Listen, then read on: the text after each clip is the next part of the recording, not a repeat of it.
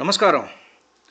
భగవద్గీత సాంఖ్యయోగము అనగా 2వ అధ్యాయము మనం 49వ శ్లోకం వరకు ముచ్చరించుకున్నాం. సమత్వ బుద్ధి అంటే ఏమిటి అనే దాని మీద మనం చర్చించుకున్నాం. దానికి కంటిన్యూయేషన్ తోటి కొన్ని శ్లోకాలు ఉన్నాయి. ఈ శ్లోకాలని మనం ముచ్చటించుకునే ముందు నేను ఒక చిన్న కథను చెప్పదలుచుకున్నాను. ఒక శిల్పి ఉన్నారు. ఆయన ఒకచోట ప్రతిష్ఠ కోసం ఒక మంచి మూర్తిని, ఒక దేవతామూర్తిని, ఒక భగవానుడి యొక్క విగ్రహాన్ని తయారు చేయమని ఆయనకు ఆర్డర్ వచ్చింది. అద్భుతమైనటువంటి శిల్పాన్ని ఆయన తయారు చేశారు, చెక్కారు. చివరిలో ఏవో ఫినిషింగ్ టచెస్ ఇస్తూ ఉన్నప్పుడు చెవి తమ్మె వెనకాల భాగంలో కొంచెం ఆ ఉలి పొరపాటున తగిలి ఆ రాయి అట్లా లేచిందన్నమాట. వెంటనే ఆయన ఏం చేశారంటే ఆ విగ్రహాన్ని అట్లా పక్కన పడేసి మళ్ళా ఫ్రెష్గా కొత్త రాయి తీసుకొచ్చి ఇంకొక విగ్రహాన్ని చెక్కడం మొదలుపెట్టారు. ఆయన స్నేహితుడు వచ్చాడు. ఏమిటి మళ్ళా ఇదే విగ్రహాన్ని చెక్కుతున్నావు ఏమిటి, నీకు వచ్చింది ఒకటే కదా ఆర్డరు అని అంటే ఆ శిల్పి ఇలా చెప్పారు, దాంట్లో చిన్న లోపం ఉన్నదిలే అని. ఏం లోపం ఉన్నదయ్యా, నాకు ఎక్కడా కనపడడం లేదు కదా, అద్భుతంగా ఉన్నది మూర్తి, చాలా బాగా ఉన్నది మూర్తి అంటే. నేను మొత్తం వెతికాను, నాకు ఎక్కడా కనపడడం లేదు, చూడగానే చేతులు జోడించి నమస్కరించాలి అనేటువంటి భావన కలుగుతున్నది నాకు ఈ విగ్రహాన్ని చూడగానే. ఇంత అద్భుతమైనటువంటి విగ్రహాన్ని నువ్వు పక్కన ఎందుకు పడవేశావు అంటే అప్పుడు ఆయన చెప్తారు, అదిగో ఆ చెవి తమ్మె వెనకాల చిన్నగా కాస్త చెక్కు పెచ్చు లేచినట్టుగా లేచి ఉన్నది చూడు అంటే ఆ స్నేహితుడు దాన్ని చూశాడు. ఎబ్బే ఇది కొంచెమే కదా, దీన్ని చక్కగా ఇవ్వచ్చు కదా, ప్రతిష్ఠించవచ్చు కదా, మళ్ళా నువ్వు కష్టపడటం దేనికి అని అన్నాడు. ఎవరికి కనపడుతుందయ్యా ఈ లోపం, ఎవరికి కనపడదు, అసలు పెద్ద కనపడే లోపం కూడా కాదు అంటే. ఎవరికీ కనపడకపోవచ్చు, కానీ నాకు కనపడుతుంది. విగ్రహాన్ని ప్రతిష్ఠించిన తర్వాత ఆ విగ్రహానికి నేను నమస్కారం చేసుకున్నప్పుడు ఆ చెవి తమ్మె వెనకాల ఉన్నటువంటి పెచ్చు లేచిపోయిన విషయం నన్ను అనుక్షణం బాధిస్తూ ఉంటుంది. కాబట్టి నేను ఆ విగ్రహాన్ని ఇవ్వలేను. పరిపూర్ణమైనటువంటి మరొక విగ్రహాన్ని చెక్కి, ఏ విధమైనటువంటి లోపాన్ని లేకుండా ఉన్నటువంటి విగ్రహాన్ని చెక్కి ఆర్డర్ ఇచ్చిన వారికి అందజేస్తాను. ఆ మూర్తికి నమస్కరించుకున్నప్పుడు నాకు వచ్చే ఆనందం, ఆ ప్రశాంతత వేరు అన్నాడు. ఇక్కడ మనం తెలుసుకోవాల్సింది ఏంటి, లోపం ఎవరికీ కనపడడం లేదు కదా అనుకుంటే కాదు, లోపం మనలో మనకు తెలుస్తుంది. అంటే ఏంటి, అది యోగం. ఆయన తన దృష్టి మొత్తాన్ని కూడాను ఆ చెక్కటం మీదనే, శిల్పాన్ని చెక్కటం మీదనే కేంద్రీకరించి ఆ శిల్పాన్ని చెక్కి ఆ శిల్పం చక్కగా అన్ని విధాలుగా పర్ఫెక్ట్గా వచ్చిన తర్వాత మాత్రమే ఇచ్చాడు.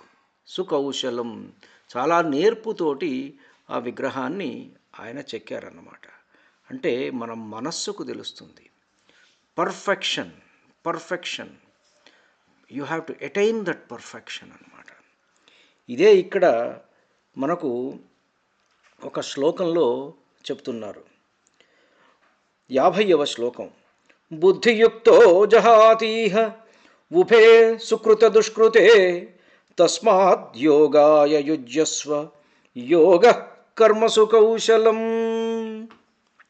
బుద్ధియుక్త అంటే సమత్వ బుద్ధితో కూడినవాడు.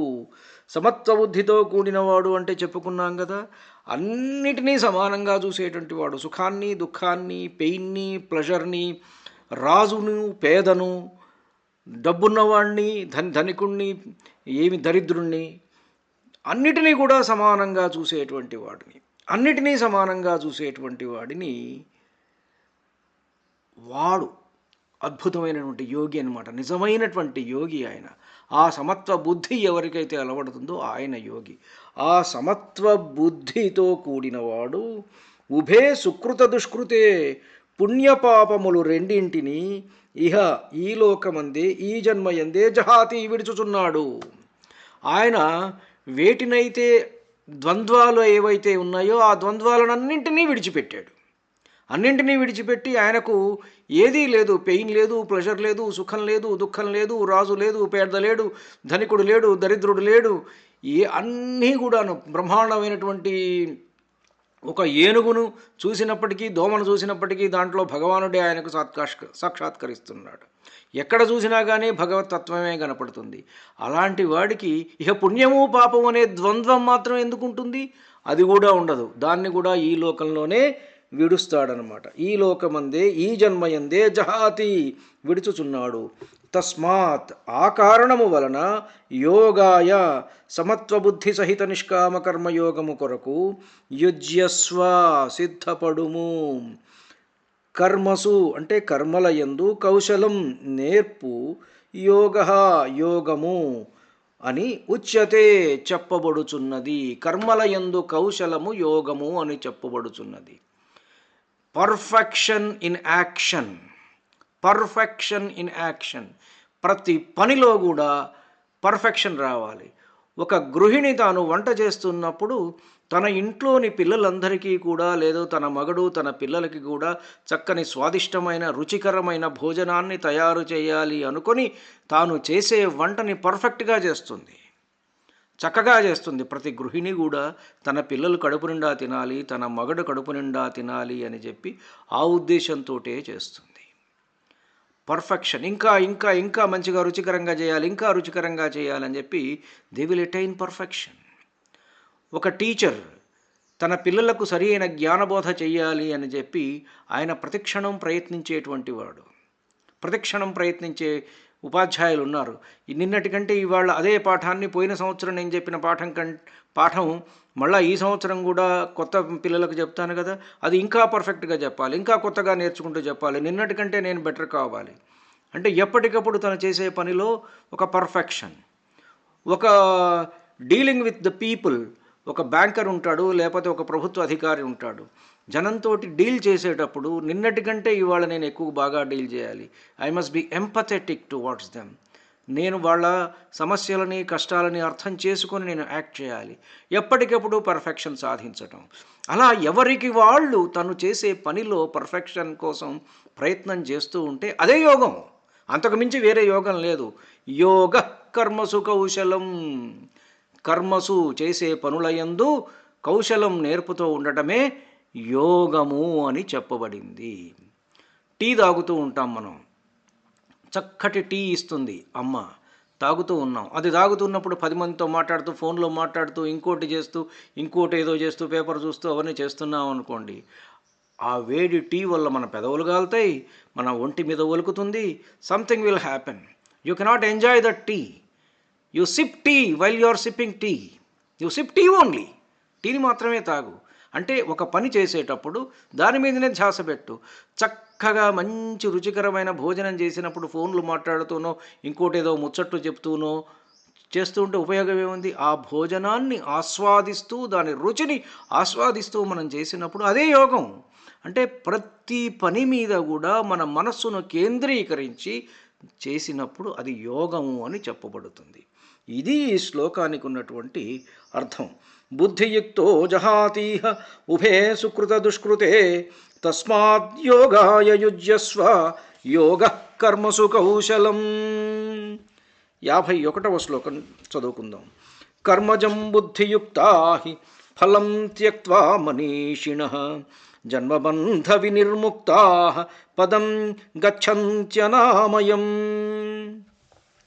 బుద్ధియుక్తా, సమత్వబుద్ధితో కూడిన, మనీషిణః వివేకవంతులు, కర్మజం కర్మముల వలన కలిగిన, ఫలం ఫలమును, త్యక్త్వా విడిచి, జన్మబంధ వినిర్ముక్తా జన్మమనడి బంధము నుండి విడువబడిన వారలై, అనామయం దుఃఖరహితమగు పదం స్థానమును, గచ్చంతిహ పొందుచున్నారు. సమత్వబుద్ధితో కూడిన వివేకవంతులు కర్మములను చేయుచు వాని ఫలములను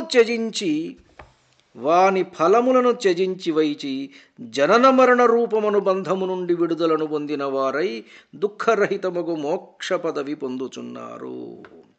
ఎప్పుడో ఒకసారి పేపర్లో చదివాను, ఒక రిచెస్ట్ మ్యాన్ మరి ఎక్కడో యుఎస్లోనో యూకేలోనో సమ్ యూరోపియన్ కంట్రీస్లోనో ఎక్కడో లేదు మన దేశంలోనో ఒక జైన్ సన్యాసి సంపాదించినదంతా కూడా గుజరాత్ నుంచి అనుకుంటా ఒక 400-500 కోట్లు మొత్తం సమాజానికి ఇచ్చేసేసి ఎంత సంపాదించాలి 2 చేతుల్లో సంపాదించాడు మొత్తం సమాజానికి ఇచ్చేసేసి అంటే తను చేసిన పనికి వచ్చిన ఫలమే కదా ఆ 400 కోట్లు 500 కోట్లు ఆ కర్మ ఫలాన్ని త్యజించి వేసి దుఃఖరహితమైనటువంటి మోక్షం కోసం ప్రయత్నం చేస్తూ ఆయన జైన్ సన్యాసి అయ్యాడు. అట్లా చాలామంది ఉన్నారు, చాలా గొప్పవాళ్ళు. వాళ్లకు సంపాదించడం ఎట్లాగో తెలుసు, సంపాదిస్తున్నారు. It's a game. They know how to play that game.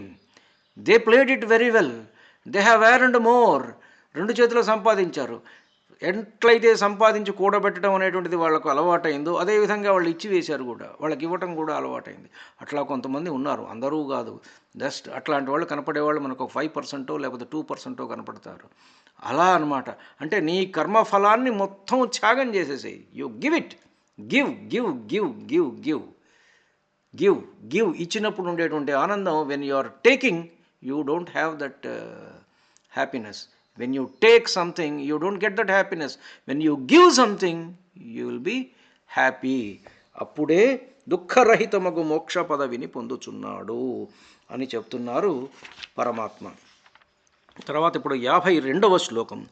యదా తే మోహకలిలం బుద్ధిర్వ్యతితరిష్యతి తదా గంతాసి నిర్వేదం శ్రోతవ్యస్య శ్రుతస్య చ.